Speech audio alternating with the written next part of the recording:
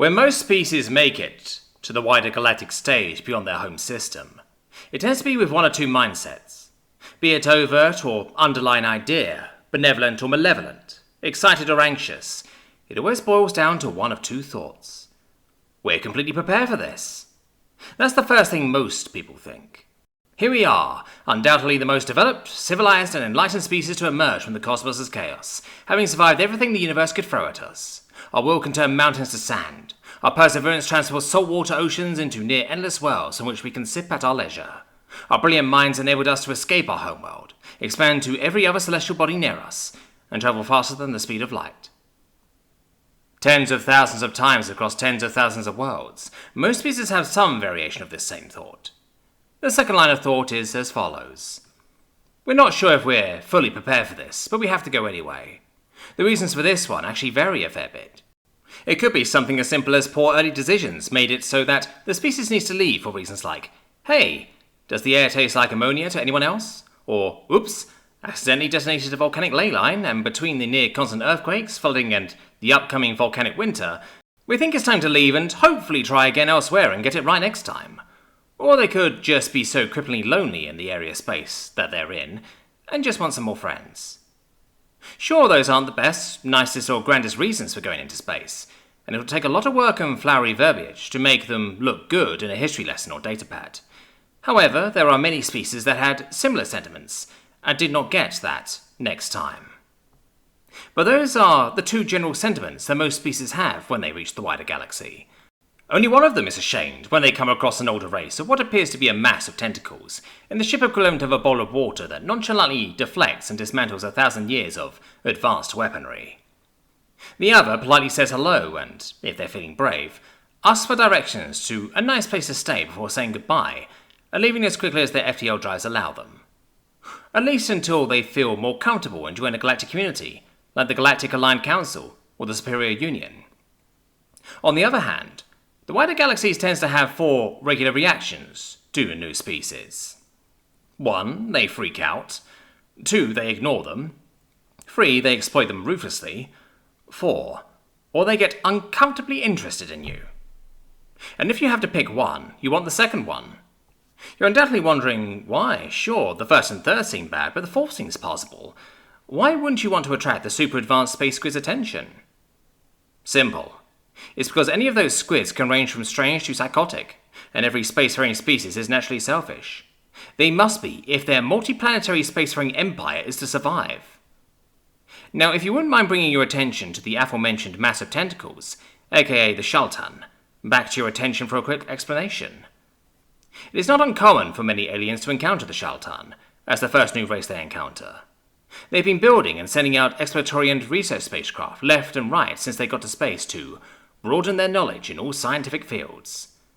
This would be fine if they didn't periodically hack open both people and ships when they were still both alive and functioning. They tend to get away with this because of bureaucratic loopholes within the GAC, and by following all the rest of the rules precisely as they're written. The specific rules on piracy state that piracy is any acts or actions made with the purpose or intent to harm, steal or coerce items, credits, ships or personnel directly owned or employed by said persons, the Galactic Aligned Council, its constituent members, or any sanctioned governing bodies under the GAC, while in GAC or constitute member space. The Shaltan understood what piracy was, so when the first incidents occurred, they punished and chastised the majority of the crew. Then they penalised and stripped the captain of his post, barring him from regaining it, tore apart the ship as a gesture of goodwill towards the species they'd wronged, and imprisoned the maintenance personnel and scientists who ripped open the ships and people, respectfully. Then they got caught doing it to species before they entered the GAC. They didn't get caught immediately. Took a good millennia or so until the major incident occurred. A pirate ship had been caught with a very aromatic but undamaged small colony ship with around 2,000 passengers, a manifest saying there were about 5 times that number, and a charter for 5 research facilities. 4 had been visited without distress or warning signals being sent out. Now the heated legal and moral argument could go on for hours, but boils down to this. The galaxy as a whole had some very choice words with them, most ending just short of war declarations, but their galactic PR teams were able to quickly and efficiently prove that there was no solid evidence of them interacting with any pirates or pre-FTR species. It wasn't their fault that the pirate ships happened to be from the lost and stolen Shelton exploratory fleets, which they'll assure you that they were looking for. And it's not like the stations had any data or corpses to prove that they had done experimentation on any member or non-member species. Many believe that if many of their most vocal critics had died suddenly, from a variety of frighteningly effective viruses and diseases, they'd have had a lot more explaining to do.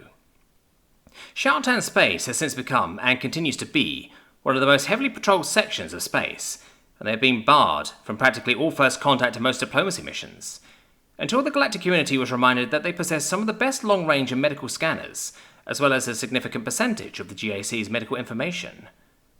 This situation, and its apparent lack of consequences, is a glaring example of how the GAC treats its members, and is a cornerstone of how you'll be treated. If you've been with them for a long time, you have something rare, or made a noteworthy discovery, then you can get away with basically anything within reason. Do anything else, and it'll feel like they're being unreasonably punished, as if to make up for the species they were lax on. Which made encountering humans one of the most unusual things that's ever happened in the GAC's history. Even the events that led to the meeting were strange. A group of Shelton explorers had been attacked after a, quote, misinformed GAC patrol fleet fired upon them after failing to provide their ship's identification codes. And that began the long and exhausting pursuit which led them into the Sol system, at which point both vessels were met with 3 small and unassuming crafts working under the banner of the Terran Unified Front and were told to stand down, identify themselves, or be fired upon. There are dozens of reasons why what happened next happened the way it did, according to hundreds of council members and influential people. Some blame insufficient instruction from a member of some such race, other mistranslations from the ship's pseudo-AI, and still others the exasperation of the Minor captain, who didn't want to deal with the galactic equivalent of children with a firearm.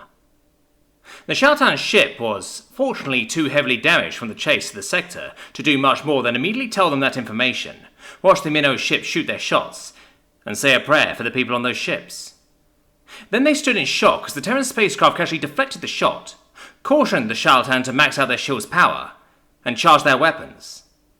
Even after they heeded the Terran's warning, the fireworks display left lasting damage on the Shelton ship, and some of the most warped scrap the GAC had ever seen, and for whatever reason, no one involved in the episode is ready to talk about it, and whatever the explorers reported to the Shelton administration, it probably had them sign non-aggression treaties. That apparently was one of the most nerve-wracking and frustrating treaties that most of the diplomats had ever participated in. One even stated that they would rather pull off every suction cup on his body than never see a human lawyer again. After the squids had cleaned up and calmed down enough to speak with the human representatives, they invited them aboard their ship to ask them 2 questions. Why did they have such an aggressive response even with a confirmed non-combat vessel? And why is the species that strong still inside their home system? They had anticipated a single, simple explanation, such as them being an old isolationist species with superior technology, such as the Excipi, and them being ordered to keep out of their space and sent on their way. And they were correct in their isolationist assumption, but it's the paranoid form of isolationism rather than the old and tired of people type. To answer the first question, the humans were unsure if there were any hidden weapons or explosives aboard their ship. And that was an understandable, albeit paranoid reaction. They were startled to discover that they were a new species, and to learn that the Terran United Front had designated at least 4 other ships bearing GAC insignias as either undesirable or overtly hostile due to xenocidal attempts on everything in the system. Obviously, this was a severe accusation leveled against the GAC. It also had them doubt the absurd claim that a young primitive species could survive even one attempt at extermination by a larger, more technologically advanced civilization. When they heard this, they demanded clarification and proof. The Terrans then informed that for the last 625 cycles, about 2,500 Earth years, both the Galactic Aligned Council and a presumably unaffiliated race had launched attacks on the species, planet and local system. The very first occurred prior to FTL or in the late industrial era. It was a violent 3-week assault when their visitors abruptly fled the planet, leaving some of their soldiers and a significant amount of incredibly advanced equipment with them. A few thousand or more visitors were left on their planet and either refused to leave or don't know how to leave. The humans had a long debate on what to do with the residents and ultimately decided to tenuously accept them, at first in quarantined off areas, then into the general public after enough time passed. That's how it was until even the youngest of them passed, 52.75 cycles ago, or 211 years ago, from natural processes. After the Shaltan was released from the custody of the United Terran Fronts and repairs were made to the ship, they investigated the validity of these accusations. They uncovered that during the invasion, a few different members of the GAC planned on capitalizing on the confusion, or swooping in and pushing back their visitors. Then those visitors made a messy, hasty and costly retreat from the small, stubborn, angry monkeys on a tectonically unstable, irradiated ball of dirt, at least from their perspective. That scared many of the ones watching enough to try to get a handle on the situation. The first attempt to get rid of humanity was to destabilize the planet's tectonic plates, causing massive floods, reawakening inactive volcanoes, and more than a couple storms. They weren't aware that humans didn't even think that they were being attacked. The second part of the attack includes a series of genetic attacks by viruses against the genetic structure of flora, fauna, and the human species itself. It initially went poorly, due to the natural resistance of most of the natural wildlife, and many of the native viruses overpowering and killing the lab-grown ones. But eventually they cultivated a couple of strains that worked on the inhabitants, and that weren't overpowered by other viruses.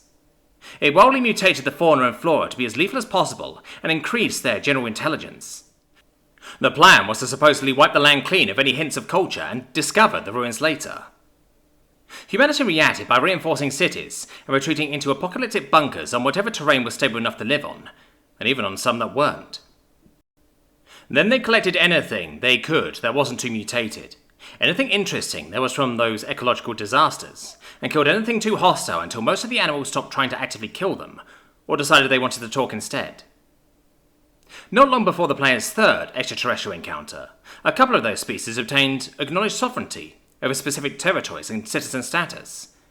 One of the GAC's few psychic species appears to have carried out both subtle and overt psionic attacks that separated the planet's major species into 3 global factions, while amplifying humanity's worst instincts. This was the most shocking revelation for the Shaltan, as developing psionics was a rare trait shared by only 10.5 of the GAC members, most of which at that time had been preparing for some kind of upcoming catastrophe for hundreds of cycles. After this discussion, they performed some further probing and discovered that the organization responsible for the attack was an ancient GAC member species known as the Illuminated.